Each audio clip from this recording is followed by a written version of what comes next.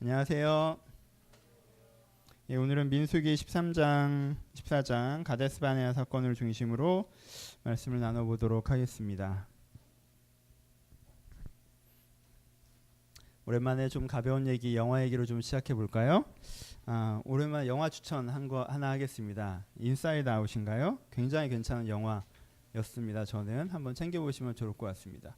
보는 내내 보고 나서 정서적으로 좀 더 돌아볼 수 있는 기회였고, 또 이해받는 기분이었고, 또 격려받는 기분까지 좀 들었습니다. 그래서 또 아이를 키우는 부모 입장에서 우리 아이가 조금 더 크면 이 영화를 같이 보고 좀 한번 깊게 얘기를 나눠볼 수 있는 영화다라는 생각이 들어서 부모 입장에서 고맙다는 생각도 좀 드는 영화였습니다. 뭐 딱딱하게 표현하면 심리학 영화라고도 할 수 있는데, 심리학의 어떤 이론적인 내용들이 아니라 그 이론적인 내용들을 우리가 되게 알아듣기 쉽게 하지만 마음에 와닿게 설명해 준 영화여서 이 사람들의 상상력과 접근하는 방식에서 저는 굉장히 인상적인 영화였습니다. 뭐 영화는 꼭 보세요. 추천입니다. 영화 얘기만 꼭 하려고 하는 건 아니고, 그 영화를 보고 나서 저는 좀 다른 류의 감동도 저한테 있었습니다. 이 사람들 참 대단하다라는 생각이 들었어요. 그러니까 저한테는 제가 오해하는 건지 모르겠지만 이런 느낌이었어요. 보통 영화를 보면 이 사람들이 흥행하기 위해서 되게 고민했구나. 그래서 어떻게 하면 사람들이 재밌게 볼까를 고민하면 영화를 만든다는 생각을 많이 할 때가 있지 않습니까?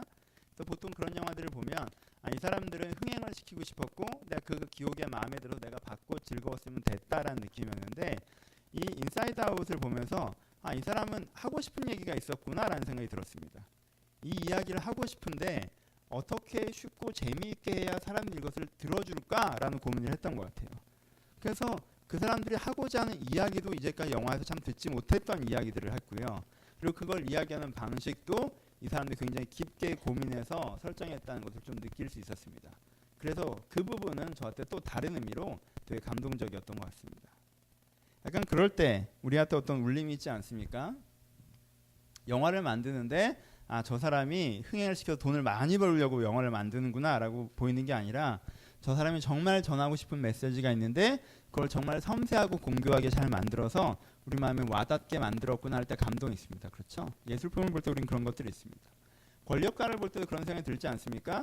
저 사람이 제일 높은 대통령 같은 걸 하고 싶어서 저 정치를 하는 것이구나 라고 보일 땐 그 사람이 그냥 야심가처럼 보여질 뿐이지만, 저 사람이 만들고 싶은 세상이 있어서 저 정치를 하는 거구나, 그리고 권력의 자리에 가고 싶어 하는구나 라고 보일 때 우리는 그 사람이 혁명가처럼 보이면서 일정한 감동을 받는다는 거예요. 그렇죠?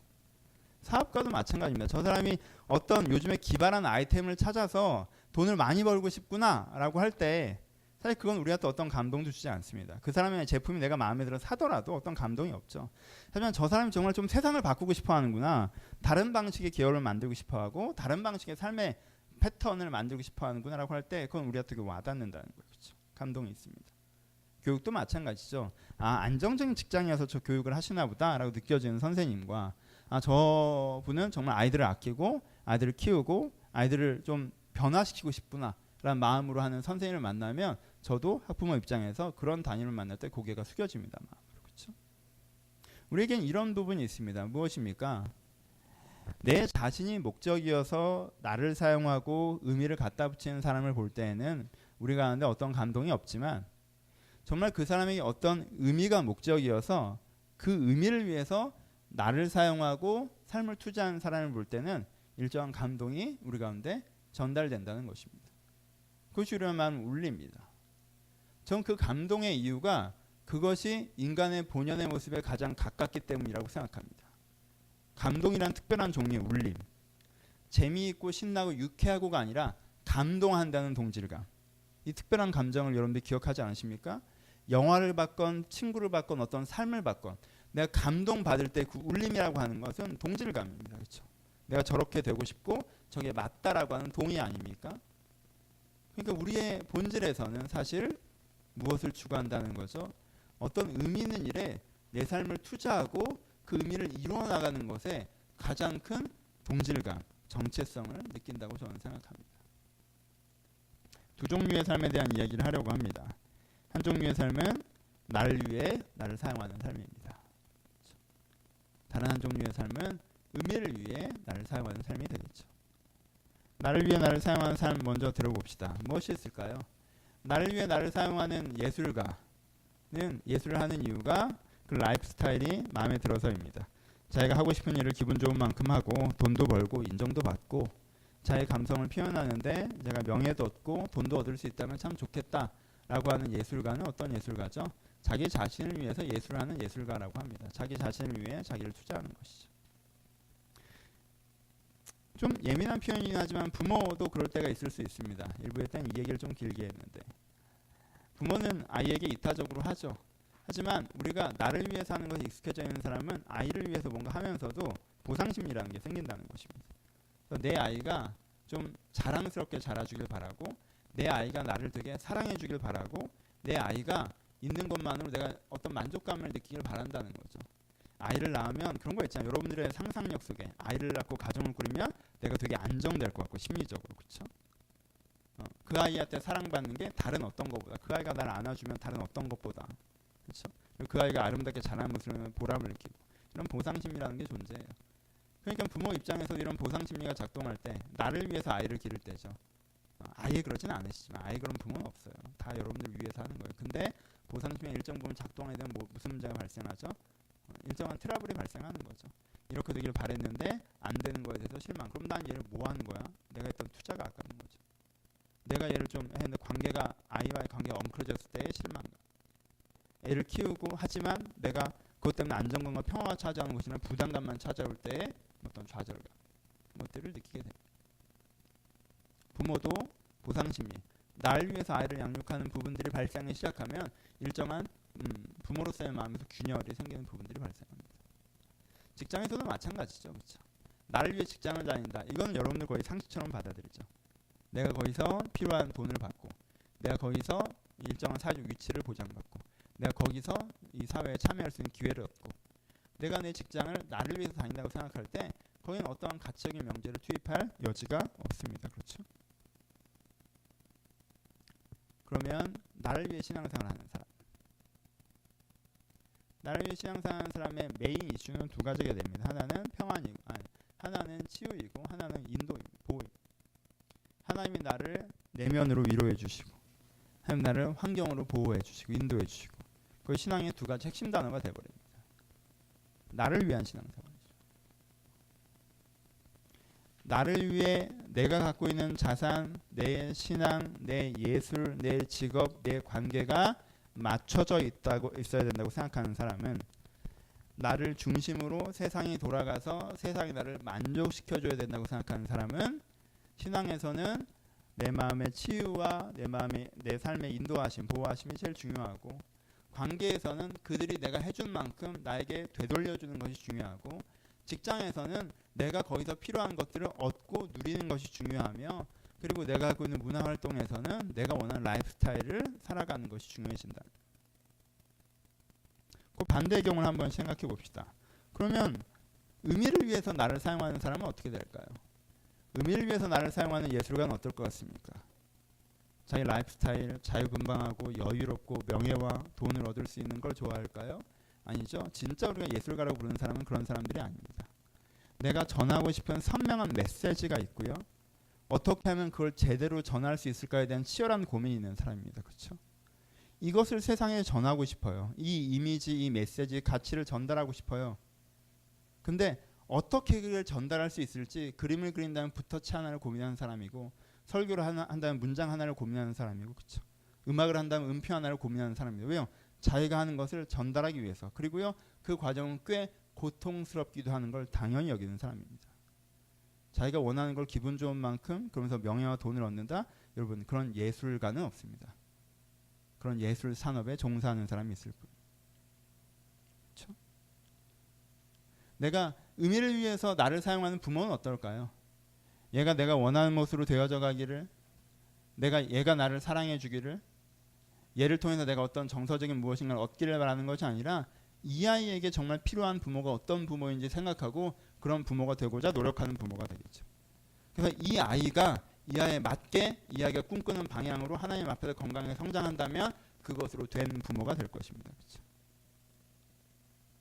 직장이라면 어떨까요? 의미를 위해서 삶을 사용하는 직장이라면 상상이 안 되실지 모르겠지만 그런 직장인들이 있습니다. 이 사람에게는요, 직장은 단지 돈 버는 것, 인정받는 것, 성공하는 것이 아닙니다. 직장이 내 삶의 터전이기 때문에 거기서 가치적인 명제를 굉장히 고민합니다. 그렇죠? 그 삶의 터전에서 이 사람은요, 정직과 성실에 대해서 생각합니다. 내가 내 삶의 터전에서 정직하게 일하고 있나, 성실하게 일하고 있나, 내가 건강한 보상을 받을 만큼 건강하게 노동하고 있는가. 이 사람은 그 삶의 터전에서 호의와 평화를 고민합니다. 내가 사람들에게 다정하게 호의를 베풀고 있나, 그들 간의 무너진 관계의 평화를 회복하려고 하는가. 직장에서 이 사람은 의미와 보람을 고민합니다. 내가 하고 있는 일을 의미 있게 하려면 어떻게 해야 되는 것인가, 내가 하고 있는 일의 보람은 무엇인가를 고민합니다. 그래서 이 사람은 자기 현장에서의 삶의 가치들을 어떤 삶의 현장에서 내가 살아가는 터전이 거기 때문에 거기에서 철학적인 명제, 신앙적인 명제를 구현하려고 되게 고민하는 사람입니다. 의미를 위해서 자기 삶을 사용하는 사람이죠. 이런 사람들이 없다고 생각하실지 모르겠지만 정말 특별하고 어려운 일을 얘기하는 건 아니에요. 직장에서 가끔 보셨을 수도 있어요. 저는 제일 먼저 봤던 게 공인요원 했을 때입니다. 좀 다른 얘기인지 모르겠지만 저희 공인요원 할 때 예전에 한번 얘기해드린 적이 있는데, 공인요원 할 때 가끔 요원들 중에 불법을 자행하는 자들이 있었습니다. 저는 아니었고요. 그 당시에 어떤 무료 시식 티켓 같은 게 배달될 때가 있는데 그 몰래 빼서 자기끼리 회식하는 공인요원들이 몇 명 있었어요. 그냥 우편물에 손을 댄 거죠. 근데 몰라요. 왜냐하면 당첨돼서 보내주는 거기 때문에 받은 사람도 배달 사건인지 모르고 보내는 사람도 모르는 거예요. 그러니까 완벽한 구조죠. 근데 계장님이 그걸 발견하셨어요. 우리들을 불러 모아놓고 훈계를 하는데 그분이 약간 울먹거리면서 얘기하는 걸 느꼈어요. 어떻게 우편물에 손을 댈 수 있냐. 우리가 하는 일이라고 하는 건 이것을 그들에게 전달하는 것이다 라는 얘기들을 하는데, 언변이 화려하진 않았지만 그분이 그렇게 얘기할 때 제가 되게 당황스러울 정도로 아, 저 사람은 이 일을 되게 사명감으로 하는구나 라는 걸 느꼈어요. 제가 처음 그때 공무원이라는 개념을 잡았어요. 저 사람은 정말 공무원이구나. 자기가 지금 나라를 위해서 일하고 있다는 생각으로 이 일을 하는구나. 그 보람과 가치로 사는데 우리가 그걸 함부로 대하는 걸 보고 되게 상처를 깊게 받으셨구나. 그래서 우리가 되게 부끄러워진 적이 있었습니다. 왜요? 그렇게 생각 안 했었으니까. 그냥 공무원들이면, 우체국 직원들이면 뭐 그냥 안정적에서 이걸 하시는 거고 별로 중요한 일 같지도 않고는 이렇게 생각하고 있으면 모르겠어요. 그 일을 그렇게 하는 사람들이 있습니다. 그렇죠? 그 일을 그렇게 하는 사람들이 있어요. 아까 지나가는 얘기했지만요, 저도 학부형으로서 선생님들을 만나보면 그 일을 그렇게 하시는 분이 계세요. 티는 안 나죠. 티는 안 나요. 하지만 그 일을 그렇게 하시는 선생님들이 계세요. 그 일을 그렇게 하는 목사도 있습니다. 그렇죠? 티는 잘 안 나요. 그렇게 하는 사람이 더 성공하고 더 인정받지 않아요. 하지만 그 일을 그렇게 하는 목사가 있어요. 그 일을 그렇게 하는 은행원도 있고요. 얘기를 들은 적이 있습니다. 그 일을 그렇게 하는 그냥 대기업 직원들도 있더라고요. 그를 그렇게 하는 사람들이 있습니다. 그렇죠? 기독교인이라면 어떨까요? 의미를 위해서 나를 사용하는 기독교인이라면 메인 단어가 치유와 인도하심이기보다 성숙과 헌신입니다. 의미를 위해서 나를 사용하는 신앙의 핵심 단어는요, 치유와 인도가 아니에요. 성숙과 헌신입니다. 내가 하나님을 닮은 사람이 되어져 가는 거고, 그리고 내가 세상에서 타인에게 의미 있는 역할을 해내는 사람이 되는 것까지가 이 사람의 신앙의 고민입니다. 성숙과 헌신이 이 사람의 중심 단어가 됩니다. 우리는 어느 쪽입니까? 한 명이 더 있습니다. 진리를 위해 헌신하는 것처럼 말하지만 실제 그것을 위해서 노력하지 않는 사람입니다. 본인도 자기가 진리를 헌신하는 사람인 것처럼 진리에 소속된 사람인 것처럼 생각합니다. 그 의견들에 동의하고 있고요. 하지만 그 생활을 보면 실제 그것에 자기 삶에 무엇을 투자하지 않습니다. 그런 분들이 존재하죠. 가치 있는 예술 얘기하지만 예술가예요. 가치 있는 예술에 대해서 얘기해요. 세속적인 예술을 비판합니다. 하지만 자기가 얘기하고자 하는 걸 어떻게 전달할까를 되게 고민하며 노력하고 성실하게 일하지 않습니다. 그런 생각해 보신 적 있어요? 아까 제가 그 인사이드 아웃 영화가 되게 좋았던 이유는, 여러분 이 상업 영화들, 이 사람이 그냥 흥행하려고 하는 그런 영화도 있지만요, 되게 가르치는 영화도 있잖아요. 이 사람이 하고 싶은 얘기가 있어서 영화를 만들었구나 하는 영화 되게 많습니다. 근데 그런 영화 중에 상당수는 되게 성실하지 않았다고 저는 생각합니다. 무슨 뜻이냐면 그냥 가르치듯 굴어요. 영화를 보고 있으면 이 사람이 나한테 잔소리한다는 느낌이 듭니다. 그래서 내가 얘 하소연을 들어주고 있는 기분이에요. 예술 영화라고 불렸죠. 내가 이렇게 하면 욕먹나? 하여튼 전 좀 그렇게 느낄 때가 많았어요. 근데 그걸 어떻게 전달할지 치열하게 고민하는 것들이 있거든요. 그게 성실성입니다. 그렇죠? 근데 어떤 사람은 되게 이빠른 얘기들을 하는데 그것을 어떻게 전달할지 고민하지 않아서 사람들이 그 얘기를 못 알아듣게 얘기합니다. 그럼 게으른 사람입니다. 그렇죠? 그 예술가라면 게으른 것입니다. 그렇죠? 진정한 직장 생활을 얘기합니다. 자기는 그런 식으로 행동하지 않아요. 그러면서 그렇지 않은 회사, 그렇지 않은 사회, 그렇지 않은 조직을 욕합니다. 그럼 이 사람이 그 욕을 하는 이유는 무엇일까요? 세상이 그렇게 바뀌길 바래서? 아니 그러면 본인이 노력할 거 아니에요. 노력하지 않습니다. 그럼 무슨 뜻이에요? 이 사람이 하는 건? 이 사람은 그 세상을 욕하면서 마치 자기가 그들보다는 의로운 존재인 양, 상대적 우위에 있는 양, 자기의 어떤 정당성을 확보하는 액세서리로 그 논리를 사용합니다. 교회를 비판하는 것도 마찬가지입니다. 건강한 교회를 만들려고 노력하지 않아요. 진작에 신앙생활을 하지 않습니다. 한국교회에서 굉장히 비판들을 나열해냅니다. 그것은 무엇에 사용되는 것입니까?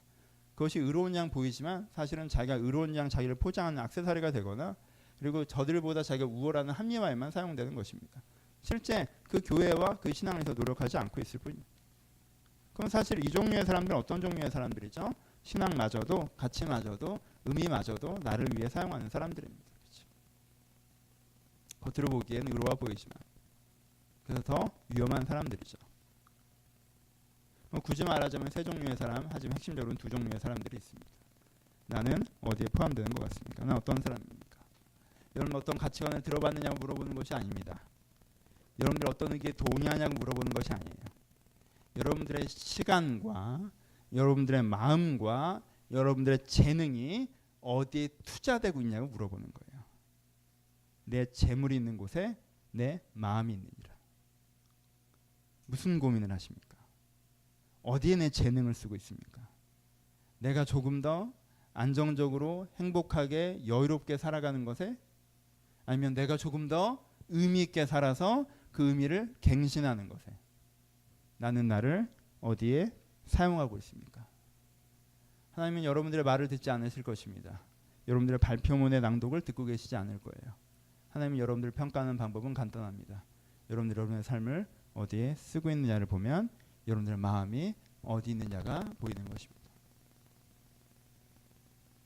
오늘은 가데스 바네아 사건입니다. 이거 얼마나 멋있는 출발이었습니까? 기억나십니까? 민수기의 장면은 아름다운 출발로 시작합니다. 시내산에서 하나님의 환상을 다 봤어요. 어떤 세상에 대해야 되고 어떤 신앙에 대해야 되는지 다 배웠습니다. 그럼 기독교 입장에서 어디 단계라고 그랬어요? 홍해가 갈라져서 건너온 것이 세례받는 것 같은 거라고 그랬어요. 6월절 사건이 처음에 구원의 경험 같은 거라고 했습니다. 그럼 광야를 걸어가는 거, 은혜 체험이죠. 내가 걷다가 목마른데 물도 마셔보고 먹을 게 없는데 밥도 먹어봤어요.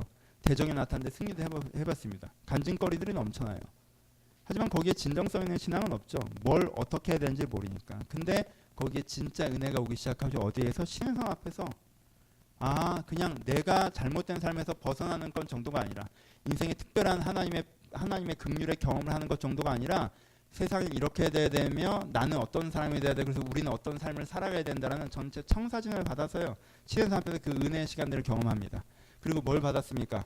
콜링 받았습니다. 사명을 받았어요. 그 그림을 위해서 넌 이것을 하라 라고 사명 받았습니다. 그 사명이 어떻게 반응했어요? 내가 그렇게 하겠습니다 라고 결단했죠. 그게 민숙이라고 그랬죠. 그렇죠? 결단만 했습니까? 아니죠. 나 혼자 결단했어요? 아니죠.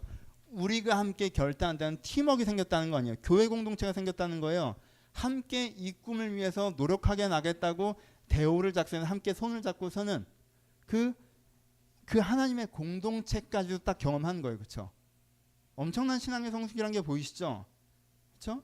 여기서 이제는 뭐 하는 겁니까? 이젠 뭐 하기만 하면 돼요? 싸우기만 하면 돼요. 그렇죠? 이젠 싸우고 이기고 이루는 단계예요. 그렇죠? 이제는 싸울 단계예요. 가데스 바네아가 거기입니다. 이제는 가나안에 들어가는 거예요. 이제는 전쟁을 시작하는 거예요. 그렇죠? 근데 여기서 무슨 일이 벌어집니까? 사람들이 정탐꾼을 보냅니다. 모세가 정탐꾼을 승낙했던 이유는 그 정탐꾼이 가서 길과 성의 위치들을 파악하고 와야 되지 않겠습니까? 라는 백성들의 이야기를 들었기 때문이에요. 그렇죠? 근데 백성들 생각에는 딴 생각이 있었던 것 같습니다. 정탐을 가서 뭐에 대해서 얘기합니까? 적이 어디 있느냐, 어떤 길로 가느냐를 알아보고 오라고 했는데 적이 강하냐 약하냐를 알아보고 왔습니다. 다른 표현으로는 이 싸움을 할만하냐 할만하지 않느냐를 알아보고 온 거예요. 다른 표현으로는 이들이 왕노릇하기 시작했다는 것입니다. 그렇죠? 전쟁의 가부를 12인 위원회가 결정을 하는 것입니다. 전쟁의 가부를 12인 위원회의 보고를 받은 회중, 대중들이 결정을 시작한다는 거예요. 아니, 하나님이 왕이시라고 하고 시작한 거잖아요. 하나님을 따라 싸우겠다고 출발한 걸음 아니었습니까? 그런데 이들이 갑자기 하나님이 왕이시고 중앙에 있는 성막에서 결정하는 것이 아니라 자기들끼리 노냐고 결정하기 시작하는 거예요. 그렇죠? 왜 이들은 이렇게 갑자기 왕노릇을 하기 시작하는가? 이 위대한 출발을 하고 그 위대한 출발이 결정적으로 몰락한 이유는 첫 번째 민수기의 그 위대한 행진이 그 위대한 대군, 이 위대한 군대가 전쟁을 시작해보기도 전에 패전하고 광야로 돌아갈 수밖에 없었던 이유는 가데스바네아 때문인데 왜 그럼 이런 어처구니 없는 패전이 일어나는가? 첫 번째 이유는 뭐예요? 그들이 스스로 왕노릇하기 시작했다는 것입니다. 여러분 이게 얼마나 기가 막힌 일입니까? 전쟁을 하려고 전투를 딱 준비했는데 이등병들 애들이 쫙 모여서 숫자로 보면 걔들이 제일 많잖아요. 야 우리 전쟁을 할 만한지 알 만한지 니네를 몇 명 가서 보고 와라. 보고 왔더니 상대방이 너무 센 것 같은데요. 그럼 이 전쟁은 못하겠네 이러고 있는 거예요. 이런 군대가 어떻게 전투를 하겠어요? 두 번째, 이들의 심리를 조금 더 알 수 있는 건 그 다음 장면입니다. 뭐죠? 이들이요 밤새도록 운다라고 나옵니다. 10장 1절에 보면요 온 회중이 소리 높여 부르짖으며 백성이 밤새도록 통곡하였더라라고 합니다. 그래서 그 다음에 말하기를 이스라엘 자손이 다 모세아론을 원망하여 온 회중이 그들에게 이르되 우리가 애굽 땅에서 죽었거나 이 광야에서 죽었으면 좋았을 것을 어찌하여 여호와가 우리를 그 땅으로 인도하여 칼에 쓰러지게 하는가라고 원망하는 장면이 나옵니다. 보세요. 이들이 지금 뭘 하고 있는 거죠? 그게 재미있는 장면이 나옵니다. 이 장면이 그냥 슬퍼하는 게 아니에요. 이 장면의 핵심 정서는 뭡니까? 슬픔입니까? 아니에요. 분노예요. 그렇죠? 이들은 되게 분노하고 있습니다. 누구에게? 여호와에게, 모세에게, 아론에게. 뭐 일을 이따위로 하느냐라고 분노하고 있는 거예요. 그렇죠? 우리 이럴 거면 왜 이집트에서 데리고 나왔느냐? 차라리 죽여버리지라고 얘기하잖아요. 차라리 죽여버리지란 말이 뭐예요? 일을 왜 이따위로 했느냐는 말이에요. 그렇죠? 일이 상당히 잘못됐다는 얘기죠. 이걸 잘못되고 분노하는 이들의 내면의 심리적 구조는 무엇입니까? 왜 분노하죠? 하나님 입장에서는 되게 기가 막힌 일이죠. 전쟁으로 이들에게 새로운 나라를 보여주시고 군사로 부르시고 전투를 시작하려고 해요. 근데 이 군인들이 어떻게 하고 있는 거예요? 한번 싸워보지도 않고 야 상대방이 너무 세 보이잖아. 이런 게 어딨어? 라고 하고 있는 거예요.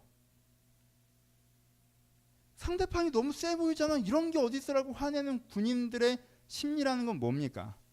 사실 이들은 흉내만 내는 줄 알았지 진짜 싸울 줄 몰랐던 거예요. 이 사람들은 코스프레를 하면 되는 줄 알았던 거예요. 어려워요? 간단하게. 우리가 다 알고 있는 거예요. 무슨 뜻이에요? 이 사람들의 내적 심리는 뭐예요? 주의 분대로 네가 싸우겠느냐? 예. 네가 하나님을 위해서 목숨도 버리겠느냐? 예. 이제 주와 함께 나아가겠느냐? 예. 하면 그 다음에 뭐 하는 거예요? 내가 그렇게 하나님 앞에 예예 해주면 하나님 기분 맞춰주면 그래 그럼 내가 너를 위해 대신 싸워주마라고 하고 순적한 길을 예비하실 거라고 생각했던 거죠. 이 사람들은 싸우는 군인의 마인드가 아니었던 거예요. 물건을 사는 소비자의 마인드였던 거예요. 내가 하나님 기분 맞춰주고 가짜 칼 들고 군사인 양 흉내내서 가서 에이 이러고 있으면 하나님의 구름이 나가서 대신 싸우고 하나님이 저 앞을 다 해결하고 나는 싸울 일이 없을 거라고 생각했던 거야. 이게 이 사람들의 중심이었던 거죠. 이 사람들의 예상이었던, 이 사람들의 상상이었던 거예요. 근데 진짜 싸움을 네가 싸우라고 하니까 갑자기 칼을 집어던지면서 이런 법이 어딨냐고 하는 거죠. 양쪽 다 기가 막힌 거죠. 하나님 입장에서는 네가 그리스도의 군사로 싸우겠느냐라고 예라고 해서 이제 전장으로 끌고 갔더니 아니 진짜 싸움을 시키면 어떡해요? 라고 하고 화를 내. 얼마나 기가 막혀요. 이 사람들 입장에서는 거기서 예예예 해주면은 대신 싸워주는 줄 알고 예예예 해줬는데 진짜 싸우라고 그래. 그건 이 사람 입장에는 기가 막힌 거예요. 그렇죠? 이 사고방식의 충돌을 아시겠어요? 이 사람들은 뭐예요? 싸울 생각이 없었던 거예요. 싸움이 없을 줄 알았던 거예요. 뭐예요? 이들은 하나님이 나를 위해 다 해결해 줄 줄 알았던 거예요. 가데스바네 사건의 핵심은 뭔지 아십니까? 가데스바네 사건의 핵심은요, 이들이 원래 쓰고 있는 저 맨 바닥에 있었던 자기의 삶의 원리가 드러난 사건입니다. 사실 이 사람이 쓰고 있었던 핵심적인 삶의 원리가 무엇이었는지 바깥으로 명확하게 노출됐던 사건이 가데스바네 사건. 죄에서 구원해 주셔서 감사하다고 찬양도 했죠. 하나님께서 인도해 주고 도우해 주는 변화의 은혜의 경험도 했죠.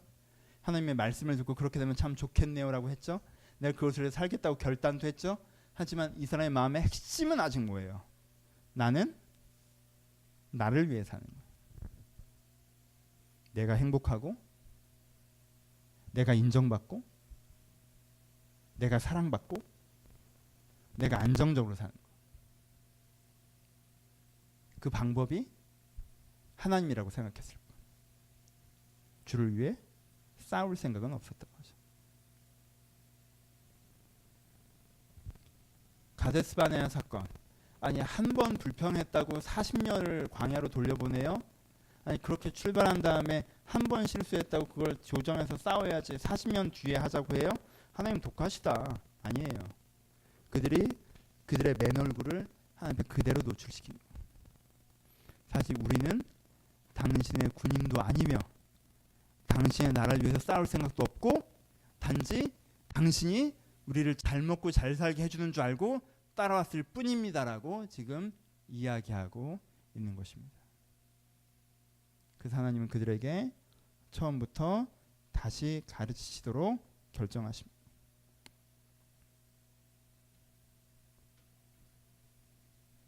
여러분, 그러니까 미리 하셔야 돼요. 여러분 인생의 가데스바네를 만나서 그때야 여러분들의 맨 바닥에 있는 논리가 튀어나오면 40년 빽할 수가 있어요. 그러니까 미리 하셔야 돼요. 미리 지금 정직하게 여러분 마음의 바닥을 들여보셔야 돼요. 내가 내 마음의 바닥을 들여다봐야 돼요. 내가 정말 진리를 위해서 나를 사용할 사람인 건지 아니면 나를 위해서 진리도 사용하는 사람인 건지. 사실 나는 내가 잘 먹고 잘 살고 잘 되는 거 외엔 관심이 없는데 그 방법이 하나님이고 그 방법이 이거고 그 방법이 비전이고 소망인 건지, 내가 그 비전과 소망과 사명을 위해서 내 목숨까지도, 이거 얼마나 대단한 표현이에요 사실은.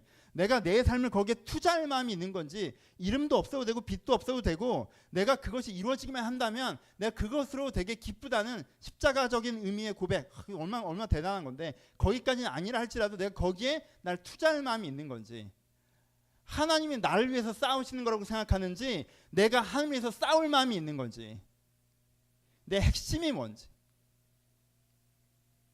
여러분, 이게 규정되지 않으면 우리는 신앙생활을 어느 정도 잘하는 것 같다가도 도돌이표처럼 첫 장면으로 다시 한번 돌아갑니다. 왜요? 난 이기성이라고 하는 죄의 중심을 해결하지 않고 앞으로 가고 있는 것이기 때문에 그래요. 우리의 중심을 되돌아봐야 됩니다.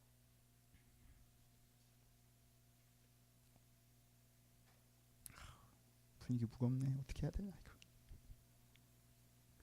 몇 가지 더 해봅시다. 몇 가지 이 맥락에서 여러분들이 할 수 있는 오해나 고민들, 적용들을 좀 고민해보죠. 첫 번째, 여러분, 제가 굉장히 많이 강조한 게 당위로 여러분들 자신을 억압하지 말라는 거예요. 그렇죠? 이게 맞잖아, 그렇게 해야지 라고 하면 그게 돼야 안 돼요? 잘 안 되죠. 해봐야 어떻게 돼요? 흉내만 내게 되는 거죠. 그거 하는 게 아니죠. 기독교라는 건 뭐예요? 당위로 나를 억압하는 게 아니라 내 진심이 바뀌는 거예요. 그렇죠? 당위로 나를 억압하는 게 내 진심이 바뀌는 게 기독교예요. 근데 우리는 이 논리를 자주 어떻게 사용해요? 기존 교회에서 당위로 여러분들이 억압받았던 부분들에 있어서 당위로 너를 억압하지 말고 네 진심으로 동의된 만큼 하라고 했더니 많은 사람들이 그럼 내 마음대로 해도 되는 거지 라는 식으로 응용하죠. 맞아요? 틀려요? 틀립니다. 여러분, 논리적으로 생각하지 말고 그건 되게 간단한 얘기예요. 여러분, 야, 아내를 사랑하면 아침 저녁으로 인사하고 키스하고 설거지해주고 청소해주고 음식물 쓰레기 분리해 라고 가르쳤어요. 그게 당위예요. 난 그런 거 할 마음이 없어. 근데 그게 당위적으로 나한테 주입됐어. 그래서 영혼 없이 아침에 일어나서 안녕 사랑해 잘 다녀올게. 쓰레기 들고 나가고 그리고 저녁에 갔다 와서 안녕 사랑해 갔다 왔어 하고 설거지 기계적으로 해요. 로봇처럼. 이걸 원해요? 그거 보고 있으면 속 터지죠. 야 그렇게 하느니 하지 마. 그렇게 하느니 하지 말라는 게 진짜 하지 말라는 얘기예요? 그렇게 하지느니 하지 말라고 그래서 하지 말라고 그랬다고 하고 누워있어. 테레비 봐. 인사도 안 해. 키스도 안 하고 안녕 하지도 않아. 그냥 이렇게 영혼 없이 왔다 갔다 해. 그래서 야 너 왜 그래? 라고 하면 네가 하고 싶은 대로 하라며. 진심이 없으면 하지 말라며. 이렇게 얘기하면 이게 제정신이에요? 그 남편이 제정신이냐고. 무슨 뜻이에요? 껍데기만 억지로 흉내내는 게 아니라 방 안에 들어가서 나를 향한 사랑을 끌어올려서 진정성을 담아서 그걸 하라는 거죠. 그걸 진정성을 담아서 하라는 거예요. 하지 말라는 게 아니에요. 그렇게 하느니 하지 말라는 건 하지 말라는 게 아니라는 거예요. 그렇죠? 우리가 어떻게 해요? 하나님 앞에서. 여러분들 교회에서 어떻게 합니까? 주일 예배 억지로 그래 주일이니까 기계적으로 교회 가지. 그렇게 교회 가지 마. 억지로 그렇게 하지 마. 억지로 그렇게 하지 마. 억지로 친한 척하고 억지로 웃어주고 억지로 그렇게 하지 마. 억지로 기도하고 억지로 성경 보고 하지 마. 또 여러분들 어떻게 해요? 난 그거 해야 되는 줄 알았지. 그러고 안 하죠. 교회 오고 싶을 때 오고 성경 잘 안 읽고 기도도 잘 안 하고 승질나면 승질내고 그렇게 하라는 얘기예요? 아니죠. 진짜 변화는 진심의 변화라고 얘기하는 거죠. 그렇죠? 고민해 봅시다. 어떤 분은요. 뭔가 네가 하나님의 군사로 서야 된다라고 얘기하면요.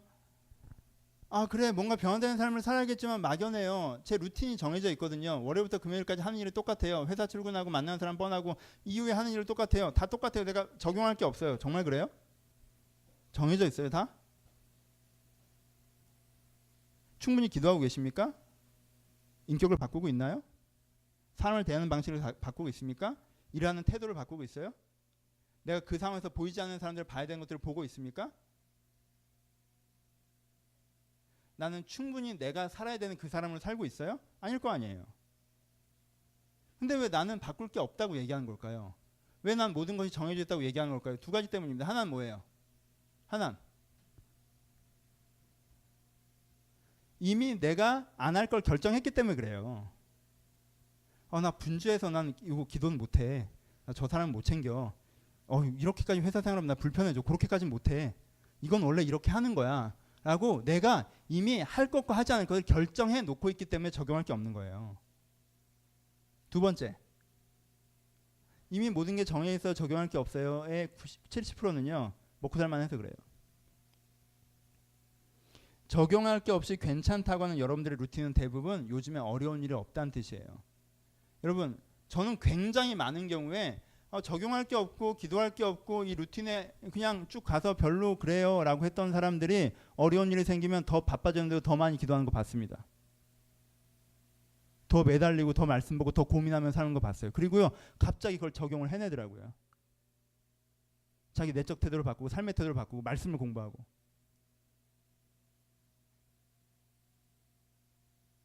우리가 그렇지 않나요? 또 다른 부분, 복음주의에 익숙한 사람들은요 추억팔이에 익숙해집니다. 내가 그 전에 은혜 받고 변화되고 새로워졌다. 여러분 지금 이 가데스 바네아에 있는 이스라엘 사람들의 퀄리티가 보여요? 추억팔이 할 거면 이 사람들 추억팔이 할 거 얼마나 많은지? 복음주의에 익숙하면 추억팔이에 익숙해집니다. 추억팔이에 익숙해진다는 건 뭐예요? 내가 그때 그런 은혜를 경험했기 때문에, 내가 그때 그런 일을 참여했었기 때문에, 내가 그때 그 현장에 있었기 때문에 나는 괜찮은 사람이라고 생각하는 거예요. 지금 이 순간으로 나를 자꾸 평가하지 않고요. 옛날에 내가 어떠했던 것으로 지금 나를 자꾸 평가하려고 그래요. 그렇죠? 그런 식으로 하면 내가 홍해도 건너봤죠. 광야에서 만나 외출하기 먹었죠.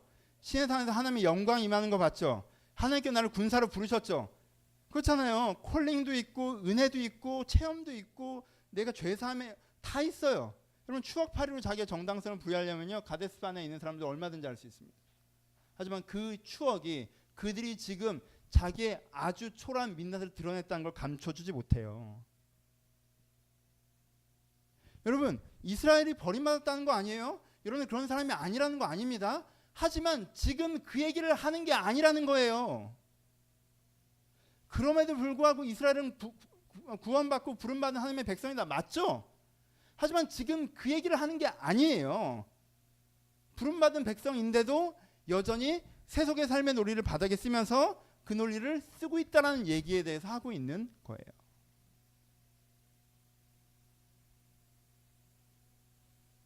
그럼 우리는요, 되게 이빠른 소리 하면서도 움직이지 않는 게으른 철학자들과 자기가 열심히 살고 있기 때문에 지 잘 먹고 잘 살고 열심히 사는 것인 거면서 자기가 열심히 살고 있기 때문에 자기는 되게 잘 살고 있다고 생각하는 장사꾼들 사이에 살고 있습니다.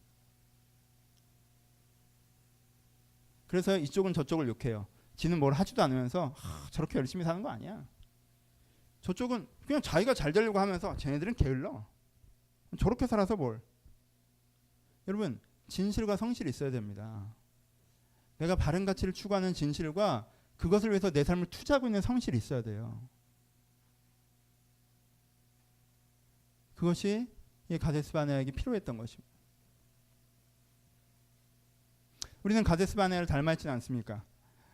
내가 하나님과 함께 여유롭게 있을 때에는 그 모든 얘기에 동의하는 것 같지만 막상 싸워야 되는 그 현장에 딱 서서는 내 바닥에서부터 가장 세속적인 논리가 튀어나와서 사실은 나를 위해서 불편해지는 상황은 다 잘못된 상황이고 나는 내가 편하고 좋은 방향으로 움직일 것이라는 결단 가운데 움직이고 있지는 않습니까?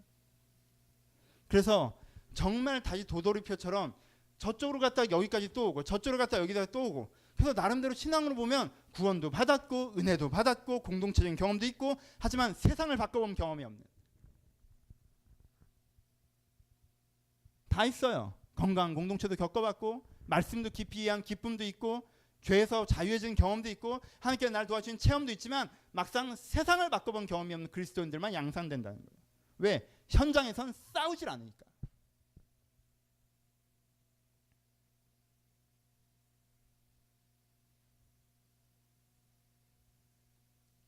어쩔 거야 이 분위기. 가데스 바네아 설교 여러 번 했습니다. 이번에 준비할 때가 제일 힘들었어요. 불편했어요. 왜 불편했겠어? 내가 좀 이런가 보지 뭐. 괜찮아요. 저한테 두 가지를 봤습니다. 하나 완고함이에요. 제가 하고 싶은 만큼만 하고 하기 싫은 걸 잘 안 합니다. 왜요? 스케줄 내가 조절할 수 있잖아요. 구조를 내가 짤 수 있잖아요. 그러니까 제가 어느 지점에서 하고 싶은 걸 하고 하기 싫은 걸 잘 안 하는 경향이 있어요. 완고한 거예요. 이기적인 거죠. 내가 하고 있는 일이 좋은 일들이기 때문에 티가 잘 안 나요. 근데요, 중심은 하나님께서 아십니다. 내 직업이 그래서 내가 그래도 신방하고 있고 책 쓰고 있고 내가 말씀 여러분들 가르치고 있고 강의하고 있고 신방 다 하고 있잖아요. 딱 게다가 바쁘게 하거든.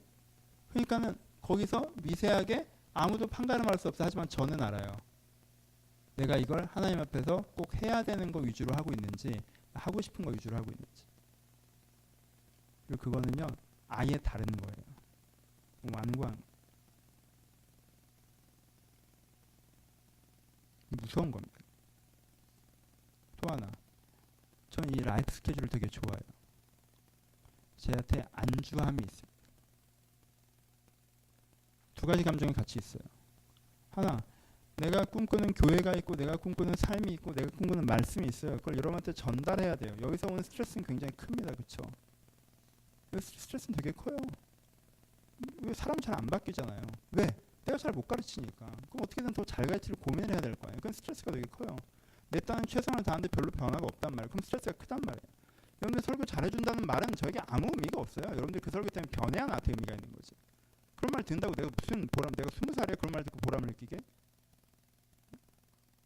바뀌어야 보람을 느끼는 건데 생각만큼 안 바뀌어. 그럼 난 스트레스가 있어요. 그리고 내가 말씀을 충분히 이해하고 있냐. 거기에 대한 스트레스도 있어요. 이 텐션이 있어요. 이 텐션에 있으면요. 삶이 고달파. 밥맛도 없어요. 텐션에 있어요. 근데 이쪽으로 보면요. 제 라이프 스타일이 괜찮거든요. 얼마나 좋아요. 목사 중에 최고. 제 친구들이 다 부러워하는 거 아닙니까? 새벽기도를 합니까? 금요철회를 합니까? 교구 신방을 합니까? 당회를 합니까? 행정 업무가 많습니까? 친구 목사들이 힘들다고 하는 건 난 아무것도 안 해. 넌 뭐 하니? 난 뭐 그냥 몇 시에 일어나니? 난 8시, 7시 뭐. 그럼 넌 기도는 난 그냥 출근하면 그때 한 1시간 하고 그래 그렇구나. 저도 알아요. 왜? 저도 부목사 할 때 업무 시간에 기도하지 말라는 소리 들으면서 다녔으니까. 자, 그럼 그럼 꼭 목사가 업무 시간에 기도를 안 하면 내 업무 뭔지 잘 모르겠지만 하여튼 그때는 그랬으니까 업무 시간에 지금도 그 말이 이해가 안 갈 텐데 난 뭐 하는 사람이지 그러면? 나는 뭐 행정직원인가? 하여튼 그런 분위기에서 막 어렵게 기도 시간을 또 자기 교회를 다 끝나고 밤에 내야 돼. 그런 친구들 제가 얼마나 편해요. 내가 이 라이프 스타일이 마음에 드나? 이거 괜찮은데? 살만한데? 재밌는데? 여유로운데? 유일한 단점이 경제적으로 압박이 많은 거였는데 요즘엔 니네가 돈도 많이 주잖아. 니네라고 해서 죄송해요. 성도 여러분들께서 월급도 올려줬기 때문에 참 살만하단 말이에요. 내가 모르겠는 거야 가끔은. 내가 이게 되게 좋아서 하는 건지 이게 내 의미 있어서 하는 건지. 근데요 저는 안 불편한데 내가 지금 불편한 이유는요 내 안에 이런 마음이 생긴 거예요. 살만하다. 저는 덜 불편했어요. 이런 마음이 별로 없었어요. 왜? 그전에는 먹고 살기 힘들었잖아요. 제가 월급이 적었단 말이에요. 한 2, 3년 전에 가데스바네 할 때는 뭐 내가 이게 좋아서에 먹고 살기 힘들어 죽겠구만. 그게 있으니까. 근데요. 이 편안해지는 게 악은 아니지만 이 편안해지는 게 복은 될 수 있습니다. 그래서 분위기가 이렇게 스산해지고 탁해진 거예요. 제가 영성이 더 좋으면 더 따뜻하게 설교했을 텐데 근데 제가 이렇게 하나님한테 발목 잡혀서 이렇게 늪으로 끌려 들어가는 것 같으니까 저도 설교를 어떻게 하겠습니까? 나 혼자 죽을 순 없잖아요. 그러니까 여러분들 붙잡고 니들은 뭐 아니야? 라고 제가 같이 들어가는 거죠. 니들은 뭐 넌 너를 위해서 사는 게 아니라고 확신할 수 있어? 넌 정말 주를 위해 사니? 막 이렇게 막 희망을 얘기해 봅시다. 그럼 어떻게 해야 되냐? 우리가 그렇게 다 그래 우리는 이기적인 나쁜 놈들이구나 라는 걸 깨닫고 목사님 오늘 감사해요. 제가 이기적이라는 걸 알았네요. 그러고 돌아갈 수는 없잖아요. 그렇게 돌아가는 목적도 아니고 그게 제 엔딩도 아니니까 저도 그렇게 저를 끝내지 않아요. 그렇죠? 세 가지를 생각해 봅시다. 첫 번째 뭐 하셔야 됩니까? 여러분 이 가데스바네에서 이 12정탐꾼 얘기를 듣고 흔들렸던 사람들이 뭘 해야 됐었는지 상상해 봅시다. 그들이 하지 않았지만 했어야 됐던 거. 여러분 그 대적들이 강하다는 얘기를 듣고 두려워하는 것 자체는 되게 자연스러운 반응이에요. 그렇죠? 이게 좀 길을 수 있겠지만 이거 얼마나 두려웠겠어요. 이 사람들은요. 여러분 그때 해외여행 하던 시기 아니에요. 좀 딴 얘기지만 해외여행 하던 시기가 아니잖아요. 가나안 땅에 가면 젖과 꿀이 흐른다고 그랬어요. 여러분 가나안 땅에 가면 젖과 꿀이 흐른다고 그러면 여러분들 머리에 뭐가 떠올라요? 그게 입주자가 있는 아파트가 생각해? 입주자가 없는 아파트가 생각나요? 입주자가 없는 아파트가 생각나죠. 너희들에게 새로운 처소를 분양하겠다라고 하나님이 얘기할 때 이 사람들은 신축 건물이라고 생각을 했을 거란 말이에요. 그렇지 않아요? 아니 유럽에서 미국으로 옛날에 가던 아메리카의 미지의 개척지로 가던 사람들의 머릿속에는 거의 주인이 있을 거라고 생각합니까? 안 하죠. 그리고 그때는 뭐가 맞았어요? 실제 갔더니 주인이 없었잖아요. 그러니까 땅을 차지하고 개간하고 그렇게 했단 말이에요. 이스라엘 백성은 당연히 그 상황을 생각했을 거예요. 근데 갔더니 뭐예요? 하나님이 분양이라고 얘기해서 딱 갔더니 뭐예요? 입주자들이 살아요. 다 집집마다. 그래서 나한테 뭐라고 하는 거예요? 내보내고 네가 살으라는 거야. 이게 얼마나 황당한 얘기예요. 이게 되게. 거기에 사람들이 많이 살았다는 것부터 이스라엘 사람은 되게 당황했을 거예요. 그렇죠? 내보내려고 가봤더니 어때? 사람들이 키가 커 작아? 엄청 커. 여러분 키가 문제겠어요? 여러분 거기에 성이 있었어요. 도시가. 성이라는 게 뭡니까? 여러분 성은요. 이렇게 막대기 갖고 있는 사람들이 점령할 수 있는 게 아니에요. 10배의 병력이 있어도요. 공성전을 하려면 공성전에 해당되는 무기가 있어야만 성을 점령할 수 있습니다. 영화에서 많이 봤잖아요. 막 달려가서 사다리 탁 놓고 다다다다 올라가고 여기서 이렇게 긴 거 이렇게 밀려서 여기서 타고 하고 그런데 뭐 기름 붓고 막 활 쏘는데 거기서 몇 명 떨어지면서 원래 그게 공성전이에요. 그래도 안 넘어가요. 그럼 대충 그런 와중에 누가 밑에 가서 뭐 폭탄 같은 거 터뜨리면 한쪽 무너지고 못 봤어요? 반제적? 뭐 그렇게 하는 건데 그렇게 무너뜨리는 게 성이란 말이에요. 근데 이 사람한테 무기가 있어요? 없죠? 저 사람들은 전차부대가 있어요. 그럼 전차부대 여러분들 상상도 안 되죠. 여러분 전차부대는요 예전에 생각하면요 지금 탱크 같은 거예요. 이게 사람들이 칼 들고 창 들고 막 뛰어가면 거기서 전차가 이렇게 뛰어와요. 그럼 그 말을 우리가 막아요? 못 막아요. 말이 나를 밟아요. 말이 밟고 쭉 지나가요. 그럼 여기가 어떻게 됩니까? 뚫리죠. 그 뚫린 뒤로 그쪽 보병들이 들어오는 거예요. 그러면 전차부대가 앞열에 1열에 있잖아요. 그럼 보병부대가 5배여도 못 이깁니다. 왜요? 전차부대가 계속 얘들이 대열을 다 틀어버리고 다닌단 말이에요. 그러면요 앞에 있는 적과 싸울 수가 없어요. 전차 피하다 오 하면 이쪽에서 들어오는 거란 말이에요. 여러분 내가 공격을 하려고 해도 불가능해요. 수비를 하려고 해도 불가능해요. 이게 싸움이 안 되는 싸움이에요. 그러니까 딱 봐서 각이 안 나온다. 이건 100%예요. 그러니까 이 사람들이 이렇게 울부짖죠. 이 사람들 가나안 땅에 들어가 살고 싶었던 사람들인데 딱 보니까 두려운 마음이 드는 것 자체는 자연스러운 거라는 거예요. 그건 어쩔 수가 없어요. 그게 두려운 마음이 안 들면 얘가 이상한 애예요. 얘가 바보던가 상황 파악을 못하던가 에이 그러는 거예요. 그냥 두려운 마음이 들어야 되는 거예요. 두려운 마음이 드는데 그 다음에 뭐가 문제예요? 두려운 마음을 들고 얘네들은 어떻게 했어요? 문제가 결론을 내려봤죠. 그 두려운 마음이 이들의 결론이었죠. 근데 두려운 마음이 들었을 때 어떻게 해야 돼요? 들었을 때 오늘 찬양에 했던 것처럼 뭘 봐야 돼요? 내 눈 주의 영광을 보네. 뭘 봐야 돼요? 성막을 봐야죠. 두려운 마음이 들었는데 그 두려운 마음을 가지고 뭘 보는 거예요? 성막을 보는 거예요. 야 니네 참 대단하다 라고 하지만 그 다음에 뭘 봐야 돼요? 우리를 봐야 되는 거죠. 나도 만만치 않아라고 해야 되는 거예요. 왜? 우리는 주가 함께 하시는 주의 군대니까. 내는 주의 영광을 보내요. 내가 하나님께서 정말 살아계시고 하나님께서 이 전쟁을 원하시고 하나님께서 이 전쟁을 승리케 하실 것이고 거기에 나를 군사로 부르셨다. 하나님께서 너 혼자 나가서 싸우라고 하시는 것이 아니라 하나님께서 가운데에 계신 그 왕의 군대의 군인으로 나를 부르신 거니까. 그때 뭘 봐야 돼요? 하나님을 봐야 되는 거죠. 시선이 바뀌어야 되는 거예요. 그렇죠? 그 다음에 뭘 해야 됩니까? 그 다음에 여전히 두려움이 있는 내 마음을 어떻게 해야 돼요? 회개하고 변화시켜달라고 간구해야 되죠. 하나님, 주의 군대로 내가 섰음에도 불구하고 난 이들이 두렵습니다. 하나님, 나는 그냥 편하게만 살고 싶어요. 도망가고 싶어요. 내 마음은 하나님께서 편하게 안 해주고 이렇게 복잡하게 해놓은 게 짜증나요. 왜? 난 거저 먹고 싶었으니까요. 근데 이 거저 먹고 싶었던 마음을 회개합니다. 아버지, 내가 이런 이기적인 마음에서 벗어나서 내가 편하려는 마음에 벗어나서 내가 주를 위해 싸우고자 하는 마음을 주소서. 여러분, 여러분들의 회개에 대해서 되게 많이 얘기했죠. 이게 뭐예요? 이게 죄 자유를 구하는 거죠. 죄가 뭡니까? 이기성이죠. 우리의 기도의 많은 부분이 하나님 위로 받으세요. 위로 받아야죠. 인도 받으세요. 인도 받아야죠. 하지만 예수님께서 병자를 치료하셨지만 병자 치료하러 오셨습니까? 예수님께서 가난한 자를 돌봐주셨지만 가난한 자 돌봐주러 오셨어요? 예수님께서 약한 자를 위로하셨지만 약한 자 위로하러 오셨습니까? 예수님께서 뭐하러 오셨다고 하셨어요? 그런 것도 하셨지만 예수님께서는 죄에서 우리를 자유케 하려고 오셨어요. 그렇죠? 그럼 그 죄가 뭐예요? 이기성의 죄라고 얘기했죠. 그럼 예수님께서는 뭘 하려고 오신 거예요? 하나님께 우리가 어떤 구원의 은혜를 주셨습니까?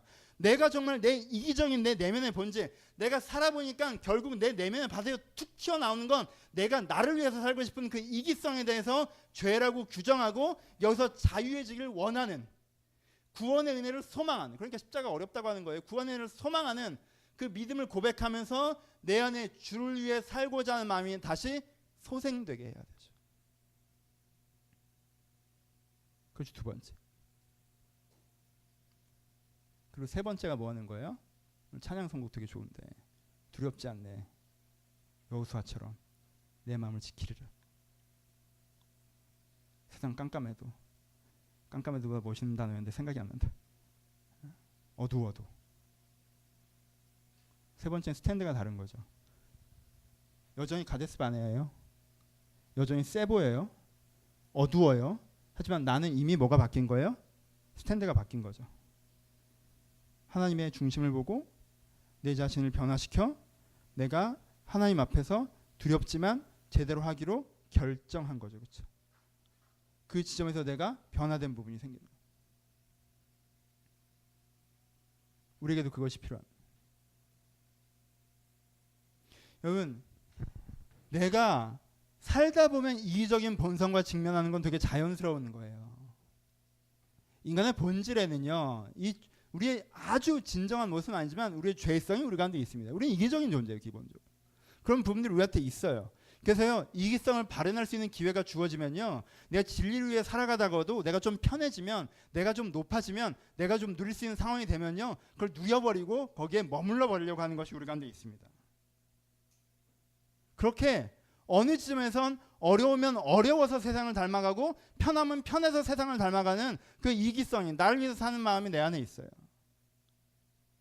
그러니까 내가 그 내 모습이 다시 한번 내에게 직면되어질 때 내가 거기에 당황하지 않고 세상의 풍요가 나를 변질시키건 세상의 어려움이 나를 변질시키건 내가 그것을 당황하지 않고 내가 여전히 하나님 앞에 소속되어 있다라고 하는 그 홍해를 건넌 것에서 신의 앞에 은혜 받는 것에서 여기까지 걸어온 그 은혜의 서정을 다시 한번 기억하고 그 기억을 통해서 다시 한번 나를 지금도 죄에서 자유케 하는 그 구원의 체험을 추구하며 나아갈 때, 그래서 두려움 없이 거기에 설 때, 그래서 싸울 때 세상이 바뀌는 것까지 보는 거예요. 여러분 신앙이 거기까지 가야 합니다. 그렇죠? 내가 개인적인 구원의 체험, 개인적인 도움의 체험, 말씀을 배운 기쁨, 내가 부름받은 삶의 결단, 공동체 함께 그 꿈을 얘기했을 때 즐거움, 다 좋아요. 꼭 가십시오. 근데요, 여기서 싸우지 않으면 도돌이표예요. 싸워야 돼.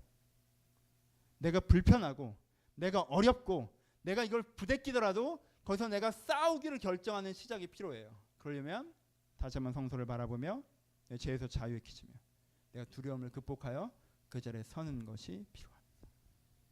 그렇게 우리는 세상을 바꿔갈 수 있을 것입니다. 말씀 마칩시다. 두 가지. 하나,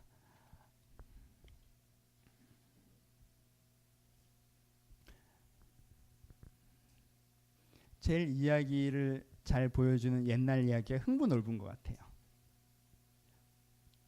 이러시면 안 돼요. 제 분위기 너무 비장하게 끝날까 봐 재밌는 걸로 마무리하려고 이거 한 거예요. 네. 흥부 놀부인 것 같아요. 여러분, 사람이 자기가 먹고 살기 어렵고 자기 자식이 굶어 죽어가고 있는데 옆집 제비다리가 부러진 게 무슨 관심이 있겠습니까 원래. 그렇죠? 그 흥부가 대단한 사람이에요. 왜요? 여러분 관심 있어요? 지금 내가 굶어 죽겠는데 옆집 제비다리 부러진 게 관심 있어요? 없잖아요. 우리는 자주. 흥부가 대단한 사람이에요. 이타적인 사람이에요. 주변이 보이는 사람이에요. 쉽지 않아요. 내가 되게 어려워도 내 주변이 보이는 사람이고 내 주변에 어려운 사람이 있다면 그들 위해서 손을 뻗을 수 있는 사람입니다. 그렇죠? 많은 사람이 지금은 어려워서 내가 그러지를 못하고 나중에 편해지면 그렇게 할 거라고 얘기해요. 거짓말이에요. 제가 봤던 대부분의 사람은요, 어려울 때 객관적 관점을 유지하지 못했던 사람은요, 편해졌을 때 훨씬 더 이기적으로 변하는 경우가 많이 있습니다. 대부분 그래요. 사람은요, 어려울 때 더 이타적 관점을 유지하기가 쉬워요. 왜요? 이타가 자기의 이익에 도움되잖아요. 그렇잖아요. 부자들은 평등에 대해서 불편해져요. 왜냐하면 자기는 내놓을 것밖에 없단 말이에요. 가난한 사람들은 평등에 대해서 선호하게 돼서, 왜? 자기가 받을 게 많기 때문에. 가난한 사람이 더 이타적인 사람들이어서가 아닌 부분이 있단 말이에요. 이해관계가 충돌하는 거예요. 그래서 가난할 때 조금 더 사람들이 객관적이고 가치적일 수 있어요. 가진 게 없을 때. 가진 게 없을 때조차 객관적이고 가치적이지 못하는 사람은요, 관계 생겼을 때 덜 때 그렇게 되죠. 어려워요. 그래서 흥부가 그래도 대단한 사람이에요. 옆집 제비다리에 관심을 가지니까. 두 번째, 놀부는요. 놀부는 억지로 다리를 꺾었다는 임의성을 빼더라도 어떤 사람이에요? 자기가 더 풍요롭고 행복하게 살 수 있는 그 목적을 위해서 선행이라는 수단을 사용할 수 있는 사람이에요. 그렇죠? 이 사람은 선행을 너무 베풀고 싶어요. 제비다리를 너무 고쳐주고 싶어 하잖아. 얼마나 선행에 대한 열정이 넘쳐. 왜? 그 선행이 곧 내 이익에 도움이 된다고 생각하기 때문에. 두 종류의 사람이 있습니다. 그렇죠? 놀부 같으신 분들이 있어요. 자기 이익에 도움이 된다면 정말 종교 생활도 열심히 할 수 있어요. 더 할 거 없나 찾아다녀요. 제비다리를 빨리 고쳐주고 싶어요. 왜? 그러면 내 이익에 도움이 된단 말이야. 막 인문학을 하고 싶어요. 막 철학을 배우고 싶어요. 왜? 그렇게 내 폭을 넓혀야 내 이익에 도움이 된대. 이익에 도움이 된다면 종교마저도 선택할 수 있는 사람들이죠. 놀부가 그런 건 되게 자연스러워요. 사람들은요, 나의 행복이라는 가치관이 딱 세워져 있으면요, 다른 게 안 보일 수밖에 없단 말이에요. 그리고 이 기준에 따라서 종교도 긍휼도 구제도 재해석해버릴 수밖에 없대요. 여러분들은 놀부예요, 흥부예요? 놀부예요, 흥부예요? 우리는 놀부라고 스스로 생각하지 않아요. 왜요? 가난하니까.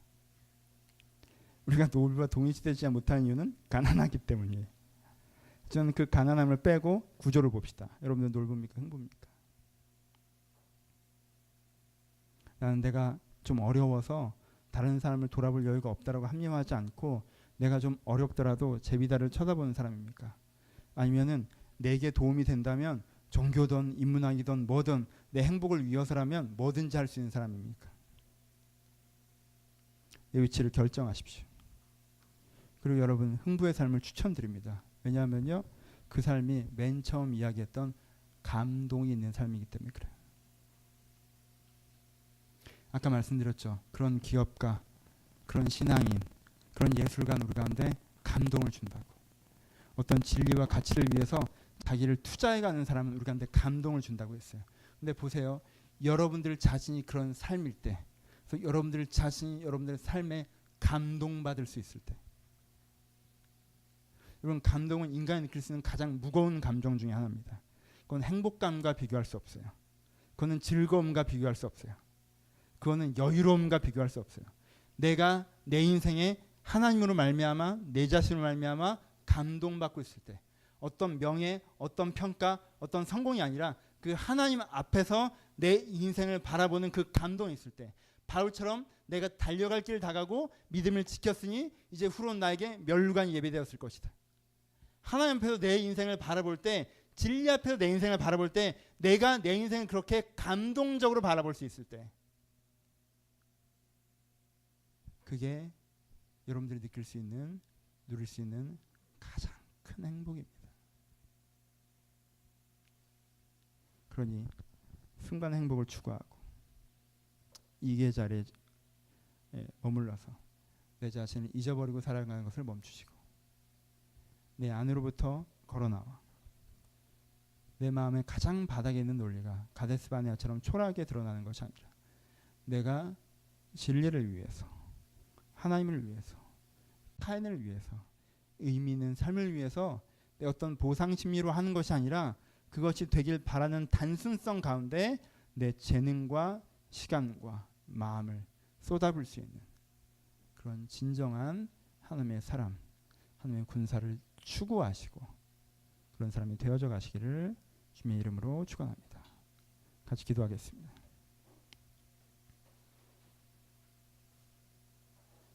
항상 하는 이야기지만 절대 이 설교를 여러분들 공격하는 데 사용하지 마십시오. 내가 그렇구나, 내가 이기적이었구나 라고 돌아가서 우리의 영혼에 무슨 도움이 되며 하나님이 무엇을 기뻐하시겠습니까? 여러분, 우리는 어느 정도 흥부와 같고 어느 정도 놀부와 같습니다. 저도 그런 것처럼 여러분들도 그럴 거예요. 저도 제 완고함이 무겁습니다. 저도 제 안일함이 두렵습니다. 근데 결정해야 되는 건, 내가 그 완고함과 안일함을 지키려고 노력하느냐, 내가 그 안일함과 완고함을 바꾸려고 노력하느냐가 저에게 가장 중요한 선택이 됩니다. 내가 내 안일함과 완고함을 지키려고 한다면 그때부터 진짜 문제가 생기는 거예요.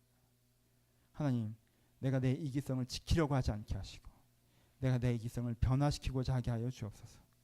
그래서 내가 여기서부터 걸어나와 하나님을 위해 사는 사람이 되어져 가게 하여 달라고 들을 말씀 생각하시면서, 묵상하시면서, 고백하시면서 15분간 자유롭게 기도하도록 하겠습니다. 기도하겠습니다.